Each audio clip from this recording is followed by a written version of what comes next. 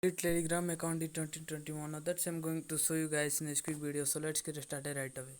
Now the very first thing you have to do, you have to go to your Chrome browser and then search for the my.telegram.org, and so make sure that you search this, and then here you can see in the bottom you have to fill in your phone number with the international with your country code, and when you fill in your code phone number, then you have to click on the next. After filling your phone number, you have to click on the next, and then here you have to go to your telegram account, and here you can see the this you can see the login code here.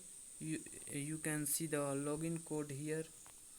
You have to type this login code in and then here you can receive a message, and then you have to fill in type the login code sent in the telegram. After filling your confirmation code, you have to click on the remember me, and then you have to click on the sign in.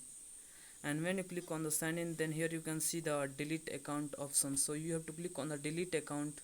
When you click on the delete account, then here you have to scroll down, and then you have to choose any of the region that you, and you have to type in your region, and then you have to click on the delete my account. So that's basically it. If you found this video helpful, I appreciate if you subscribe to my channel, like on this video, and comment below that it works. Have a good day.